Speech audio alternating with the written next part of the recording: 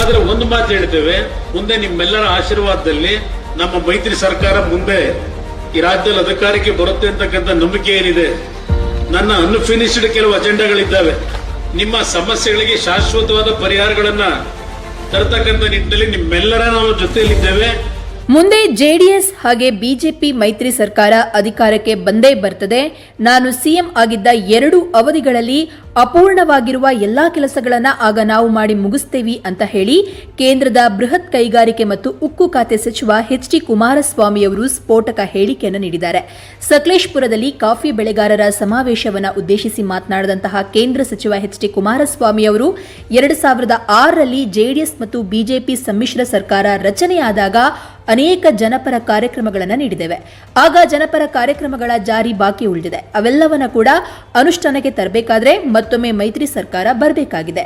ಶೀಘ್ರದಲ್ಲಿಯೇ ಬಂದೇ ಬರ್ತದೆ ಅಂತ ಹೇಳಿದ್ರು. ಮುಂದೆ ನಿಮ್ಮೆಲ್ಲರ ಆಶೀರ್ವಾದದಿಂದ ಬಿಜೆಪಿ ಜೆಡಿಎಸ್ ಮೈತ್ರಿ ಸರ್ಕಾರ ಬರುವಂತಹ ಆಶಯವಿದೆ. ನನ್ನ ಕನಸಿನ ಕೆಲವು ಶಾಶ್ವತ ಯೋಜನೆಗಳು ಹಾಗೆಯೇ ಉಳಿದಿದೆ. ಅವೆಲ್ಲವನ್ನ ಕೂಡ ಸಾಕಾರಗೊಳಿಸಬೇಕಾಗಿದೆ. ರೈತರ ಬದುಕನ್ನ ಕಟ್ಟಿಕೊಡ್ತೇವೆ ಅಂತ ಕೇಂದ್ರ ಸಚಿವ ಎಚ್.ಡಿ. ಕುಮಾರಸ್ವಾಮಿ ಅವರು ಹೇಳಿದ್ದಾರೆ.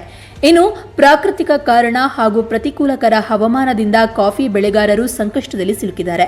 ಜಾಗತಿಕ ಮಾರುಕಟ್ಟೆ ತಲ್ಲಣಗಳಿಂದ ಬೆಳೆಗಾರರು ಸಮಸ್ಯೆಯನ್ನು ಎದುರಿಸ್ತಾ ಇದ್ದಾರೆ. 1991ರಲ್ಲಿ ದೇವೇಗೌಡರು ಸಂಸದರಾಗಿದ್ದರು. ಸಕಲೇಶಪುರದಲ್ಲಿ ನಡೆದಂತಹ ಕಾಫಿ ಬೆಳೆಗಾರರ ಸಮಾವೇಶದಲ್ಲಿ ಅಂದಿನ ಕೇಂದ್ರ ಸಚಿವರಾಗಿದ್ದ ಐ.ಕೆ. ಗುಜ್ರಾಲ್ ಅವರು ಭಾಗವಹಿಸಿದ್ರು. ಅವತ್ತು ಗುಜ್ರಾಲ್ ಅವರಿಗೆ ದೇವೇಗೌಡರು ಕಾಫಿ ಬೆಳೆಗಾರರ ಸಮಸ್ಯೆಯನ್ನು ವಿವರಿಸಿದ್ರು. ಅವರನ್ನ ಬಿಟ್ಟರೆ 40 ವರ್ಷಗಳ ನಂತರ ಸಕಲೇಶಪುರಕ್ಕೆ ಬಂದಿರುವಂತಹ ಕೇಂದ್ರ ಸಚಿವರು ಅಂತ ಅಂದ್ರೆ ಪಿಯೂಷ್ ಗೋಯಲ್ ಅವರು ಮಾತ್ರ. ಅದಕ್ಕಾಗಿ ನಾನು ಗೋಯಲ್ ಅವರಿಗೆ ಆಭಾರಿಯಾಗಿದ್ದೇನೆ ಅಂತ ಕುಮಾರಸ್ವಾಮಿ ಅವರು ಹೇಳಿದ್ರು. ನಂತರದಲ್ಲಿ ಕಸ್ತೂರಿ ರಂಗನ್ ವರದಿಯ ಬಗ್ಗೆ ಎಲ್ಲರೂ ಆತಂಕದಲ್ಲಿದ್ದಾರೆ. ಹೇಮಾವತಿ ನದಿಯ ನೀರು ಮಲೆನಾಡು ಭಾಗದ ಜನರ ತ್ಯಾಗದ ಫಲ. ಎತ್ತಿನ ಹೊಳೆ ಯೋಜನೆ ಹೆಸರಿನಲ್ಲಿ ರಸ್ತೆ ಅಭಿವೃದ್ಧಿ ಮಾಡಲಿಕ್ಕೆ ಅನುಕೂಲವಾಗಿದೆ ಅಂತ ಹೇಳಿದ್ರು. ಇನ್ನು ದೇವೇಗೌಡರ ಮೇಲೆ ಅಪಾರ ಗೌರವ ಇಟ್ಟಿರುವ ನರೇಂದ್ರ ಮೋದಿ ಅವರು ತಮ್ಮ ಸಂಪುಟದಲ್ಲಿ ನನಗೊಂದು ಅವಕಾಶವನ್ನ ಮಾಡಿಕೊಟ್ಟಿದ್ದಾರೆ. ಅವರ ಕನಸಿನ ವಿಕಸಿತ ಭಾರತ್ ಸೇರಿದಂತೆ ಅನೇಕ ಯೋಜನೆಗಳನ್ನು ಸಾಕಾರಗೊಳಿಸಬೇಕು. ಆ ನಿಟ್ಟಿನಲ್ಲಿ ನಾವು ವೇಗವಾಗಿ ಕೆಲಸವನ್ನ ಮಾಡ್ತಾ ಇದ್ದೇವೆ ಅಂತ ಹೇಳಿ ಕುಮಾರಸ್ವಾಮಿ ಅವರು ಹೇಳಿದ್ದಾರೆ. ಉತ್ತರ ಕನ್ನಡ ಜಿಲ್ಲೆ, ನಮ್ಮ ಹಾಸನ ಜಿಲ್ಲೆ ಮಡಿಕೇರಿಯ ಭಾಗದಲ್ಲಿ ಇರ್ತಕ್ಕಂಥ ಕಾಫಿ ಪ್ಲಾಂಟರ್ಗಳ ಈ ಒಂದು ಒತ್ತುವರಿಯ ವ್ಯವಸ್ಥೆಗಳಿರ್ಬೋದು, ಅರಣ್ಯ ಇಲಾಖೆಗೆ ಸಂಬಂಧಪಟ್ಟಂತ ಹಲವಾರು ಸಮಸ್ಯೆಗಳಿಗೆ ಪರಿಹಾರವನ್ನು ತರಬೇಕು ಅಂತ ಹೇಳಿ ಒಂದು ರಿಪೋರ್ಟ್ ಅನ್ನ ಕೊಡಲಿಕ್ಕೆ ಒಂದು ತೀರ್ಮಾನ ಮಾಡಿದ್ರು. ಅವರು ರಿಪೋರ್ಟ್ ಅನ್ನು ಸಿದ್ಧ ಮಾಡ್ತಾ ಇದ್ರು. ನನ್ನ ಸರ್ಕಾರ ಹೋದ ನಂತರ ಮತ್ತೆ ಅದನ್ನ ಮುಂದುವರಿಸತಕ್ಕಂಥ ಕೆಲಸವನ್ನು ಯಾರು ಮಾಡಲಿಲ್ಲ. ಇವತ್ತು ಕಸ್ತೂರಿ ರಂಗನ್ ವರದಿಯ ಬಗ್ಗೆ ಎಲ್ಲರಲ್ಲೂ ಏನೊಂದು ಆತಂಕ ಇದೆ. ಈಗಾಗಲೇ ಪಿಯೂಷ್ ಗೋಯಲ್ ಅವರು ಹೇಳಿದ್ದಾರೆ, ಒಂದು ಸಭೆಯನ್ನು ಮಾಡತಕ್ಕಂಥ ಮುಖಾಂತರ ಕೇಂದ್ರದ ನಮ್ಮ ಅರಣ್ಯ, ನಮ್ಮ ಪರಿಸರ ಇಲಾಖೆಯ ಸಚಿವರೇನಿದ್ದಾರೆ ಅವರು ಮತ್ತು ಅಧಿಕಾರಿಗಳ ಜೊತೆ ಒಂದು ಸಭೆಯನ್ನ ಮಾಡತಕ್ಕಂಥ ಮುಖಾಂತರ ನಮ್ಮ ಲೋಕಸಭಾ ಸದಸ್ಯರುಗಳನ್ನು ಸಹ ಆಹ್ವಾನ ನೀಡಿ ಆ ಒಂದು ಅರಣ್ಯ ಇಲಾಖೆಗೆ ಸಂಬಂಧಪಟ್ಟಂತ ವಿಷಯಗಳ ಬಗ್ಗೆ ಚರ್ಚೆಯನ್ನು ಮಾಡತಕ್ಕಂಥದಕ್ಕೆ ಒಂದು ಸಭೆಯನ್ನು ಮಾಡೋಣ ಅಂತಕ್ಕಂಥ ಮಾತನ್ನು ಏನು ಹೇಳಿದ್ದಾರೆ. ಆನೆ ಕಾರಿಡಾರ್ ವಿಷಯದಲ್ಲಿ ಈಗಾಗಲೇ ರಾಜ್ಯ ಸರ್ಕಾರದಿಂದ ಸುಮಾರು 15,000 ಎಕರೆಯನ್ನು ಗುರುತಿಸಿ ಮತ್ತು ನಮ್ಮ ರೈತರುಗಳು ತೇಜಸ್ವಿ ಸೂರ್ಯ ಅವರು ಹೇಳಿದಂತ ರೀತಿಯಲ್ಲಿ ಈಗಾಗಲೇ ಅವರ ಸುಪರ್ದಲ್ಲಿರ್ತಕ್ಕಂಥ 3,000 ಎಕರೆ ಭೂಮಿಯನ್ನ ಬಿಟ್ಟುಕೊಡ್ಲಿಕ್ಕೆ ನಾವು ತಯಾರಾಗಿದ್ದೇವೆ. ಆನೆ ಕಾರಿಡಾರ್ಗೆ ಒಂದು ಕಾರ್ಯಕ್ರಮವನ್ನು ರೂಪಿಸಬೇಕು ಅಂತಕ್ಕಂಥದ್ದನ್ನ ಈಗಾಗಲೇ ಮನವಿ ಏನಿದೆ ಕೇಂದ್ರ ಸರ್ಕಾರದಲ್ಲಿ ಸ್ವಲ್ಪ ನೆನಗುದಿಗೆ ಬಿದ್ದಿರತಕ್ಕಂಥದ್ದು. ಶ್ರೀಲಂಕಾದಲ್ಲೂ ಇದೇ ರೀತಿಯ ಒಂದು ಆನೆ ಕಾರಿಡಾರ್ನ ಒಂದು ಯೋಜನೆಯನ್ನು ಏನು ಯಶಸ್ವಿಯಾಗಿ ನಿರ್ವಹಣೆ ಮಾಡಿದ್ದಾರೆ.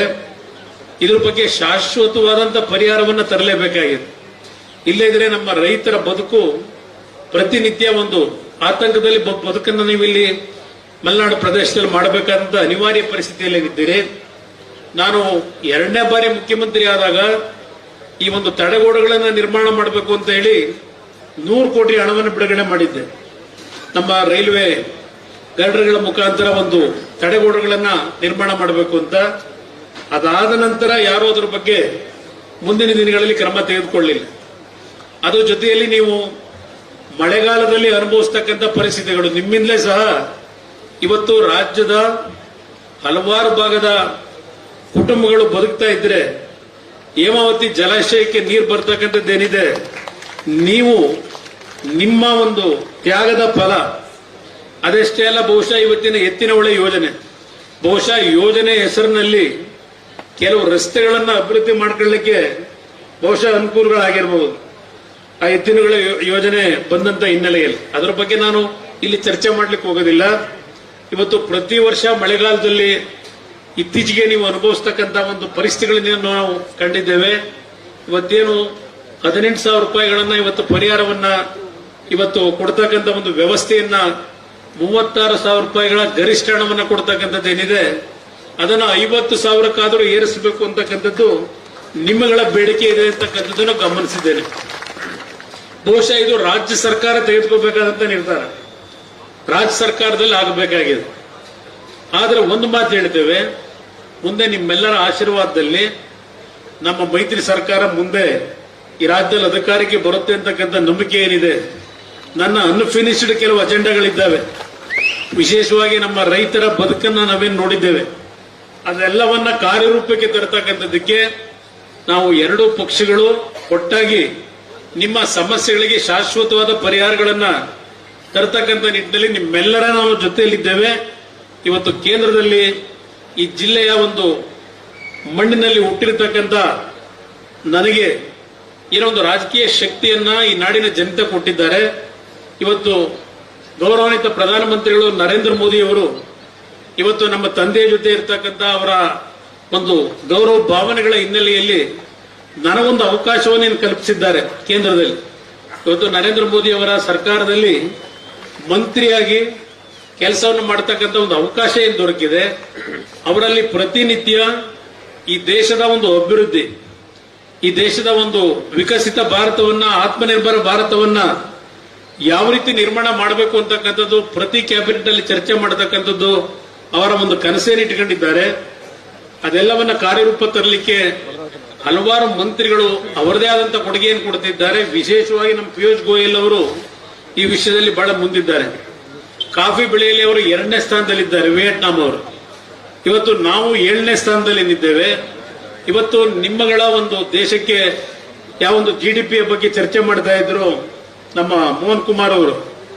ಇದೆಲ್ಲವನ್ನ ನಾವು ಕಾರ್ಯರೂಪಕ್ಕೆ ತರತಕ್ಕಂಥದಕ್ಕೆ ಇವತ್ತು ಕೇಂದ್ರ ಸರ್ಕಾರದಿಂದ, ಅದರಲ್ಲೂ ವಿಶೇಷವಾಗಿ ಕಾಫಿ ಬೋರ್ಡ್ನಿಂದ ನಿಮಗೆ ಹೆಚ್ಚಿನ ಒಂದು ಆರ್ಥಿಕ ನೆರವುಗಳು, ನಿಮ್ಮ ಒಂದು ಕಾರ್ಯಕ್ರಮಗಳ ಒಂದು ಉತ್ತೇಜನವನ್ನು ಕೊಡ್ತಕ್ಕಂಥದ್ದಕ್ಕೆ ಉಪಕರಣಗಳನ್ನು ಖರೀದಿ ಮಾಡತಕ್ಕಂಥ ಸಬ್ಸಿಡಿಯ ವ್ಯವಸ್ಥೆ ಅಷ್ಟೇ ಅಲ್ಲ, ಇವತ್ತು ಫರ್ಟಿಲೈಸರ್ಗೂ ಸಹ ನರೇಂದ್ರ ಮೋದಿ ಅವರ ಸರ್ಕಾರದಲ್ಲಿ ಹಲವಾರು ಸಬ್ಸಿಡಿಯ ರೂಪದಲ್ಲಿ ಇವತ್ತೇನು ರೈತರಿಗೆ ಪ್ರೋತ್ಸಾಹವನ್ನು ಕೊಡ್ತಕ್ಕಂಥದ್ರಲ್ಲಿ ಗೌರವಾನ್ವಿತ ಪ್ರಧಾನಮಂತ್ರಿಗಳ ಕೊಡುಗೆ ಏನಿದೆ, ಅವರ ಚಿಂತನೆ ಏನಿದೆ, ಮತ್ತು ಪ್ರಮುಖವಾಗಿ ನಿಮ್ಗೆ ಇರತಕ್ಕಂಥದ್ದು ತೇಜಸ್ವಿ ಸೂರ್ಯ ಅವರು ಹೇಳಿದಂತ ರೀತಿಯಲ್ಲಿ ಇಲ್ಲಿಯ ಕೂಲಿ ಕಾರ್ಮಿಕರ ವಿಷಯದಲ್ಲಿ ಪ್ರತಿನಿತ್ಯ ನಿಮಗೆ ಆಗ್ತಕ್ಕಂಥ ಒಂದು ಸಮಸ್ಯೆಗಳು.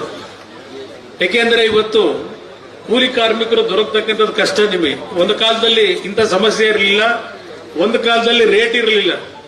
ಆದರೆ ಇವತ್ತು ಉತ್ತಮವಾದಂತಹ ಬೆಳೆ ಇಲ್ಲದೆ ಇದ್ದಂತ ಸಂದರ್ಭದಲ್ಲೂ ಒಳ್ಳೆಯ ಒಂದು ಬೆಲೆ ದೊರಕ್ತಾ ಇರತಕ್ಕಂಥದ್ದು ಒಂದು ಸ್ವಲ್ಪ ನಮ್ಮ ರೈತರು, ನಮ್ಮ ಕಾಫಿ ಪ್ಲಾಂಟರ್ಸ್ಗಳು ಸ್ವಲ್ಪ ನೆಮ್ಮದಿಯ ಉಸಿರಾಡ್ತಕ್ಕಂಥದ್ದಕ್ಕೆ ಸಾಧ್ಯ ಆಗಿದೆ. ಆದರೆ ಈ ಬಾರಿ ಸ್ವಲ್ಪ ಮಳೆಯ ಅನಾಹುತದಲ್ಲೂ ಪೆಟ್ಟು ಸಹ ತಿಂದಿದೆ. ನಮ್ಮ ಕಾಫಿ ಪ್ಲಾಂಟರ್ಗಳು ಹೇಗೆ ಅಂದ್ರೆ, ನಿಮ್ಮ ಹವ್ಯಾಸ ದುಡ್ಡು ಬಂದಾಗ ಆರಾಮಾಗಿ ತಾವೆಲ್ಲರೂ ಒಂದು ರೀತಿಯಲ್ಲಿ ಎಲ್ಲರ ಜೊತೆಗೂಡಿ ಆ ಒಂದು ಹಣವನ್ನು ಹಂಚಿಕೊಂಡು ನಿಮ್ಮ ರೀತಿಯಲ್ಲಿ ಜೀವನ ಮಾಡ್ತೀರಿ. ಅದನ್ನು ಕೂಡಿಡ್ತಕ್ಕಂಥ ಒಂದು ವ್ಯವಸ್ಥೆಯನ್ನು ನಮ್ಮ ಕಾಫಿ ಪ್ಲಾಂಟರ್ಗಳು ಎಂದೂ ಸಹ ನೀವು ಆ ರೀತಿಯ ಒಂದು ಚಿಂತನೆಯಲ್ಲಿ ಬಂದಂತವರಲ್ಲ. ಇದ್ದಾಗ ಎಲ್ಲಾ ರೀತಿಯಲ್ಲಿ ತಾವು ಅದನ್ನು ಎಷ್ಟು ಬೇಗ ಖಾಲಿ ಮಾಡೋದು ಅಂತ ಹೇಳಿ ತಾವು ನಡ್ಕೊಳ್ತಕ್ಕಂಥದ್ದೇನಿದೆ. ಆಮೇಲೆ ಸಮಸ್ಯೆಗಳಾದಾಗ ಯಾವೊಂದು ನೋವಿನಲ್ಲಿ ನೀವು ಇರ್ತೀರಿ ಅಂತಕ್ಕಂಥದ್ದು, ಇದು ಎಲ್ಲದರ ಅನುಭವ. ನಾನು ಕಾಫಿ ಪ್ಲಾಂಟರ್ ಆಗದೇ ಇದ್ರು ನಿಮ್ಮ ಜೊತೆಗೂಡಿ ನಿಮ್ಮ ಜೊತೆಯಲ್ಲಿ ನೀವು ಹಲವಾರು ಬಾರಿ ಬರೆತಿದ್ದೇನೆ, ನಿಮ್ಮ ಸಮಸ್ಯೆಗಳನ್ನು ಅರಿತುಕೊಂಡಿದ್ದೇವೆ. ನಾನು ನಮ್ಮ ಪಿಯೂಷ್ ಗೋಯಲ್ಜಿ ಅವರು ನಿಮ್ಮ ಕಷ್ಟಗಳಿಗೆ ಪರಿಹಾರ ತರ್ತಕ್ಕಂಥ ನಿಟ್ಟಿನಲ್ಲಿ ನಿಮ್ಮ ಜೊತೆಯಲ್ಲಿದ್ದೇವೆ. ಕೇಂದ್ರ ಸರ್ಕಾರ ನಿಮ್ಮ ಜೊತೆಯಲ್ಲಿದೆ. ಯಾವುದೇ ರೀತಿಯ ಆತಂಕಗಳು ಬೇಡ ಅಂತಕ್ಕಂಥ ಮಾತನ್ನು ಹೇಳಿ ನಿಮ್ಮೆಲ್ಲರಿಗೆ ಒಂದ್ಸಿ ನನ್ನ ಎಡಮಾತು ಮುಗಿಸ್ತೇನೆ. ಜೈ ಜೈ ಕರ್ನಾಟಕ ಮಾತು.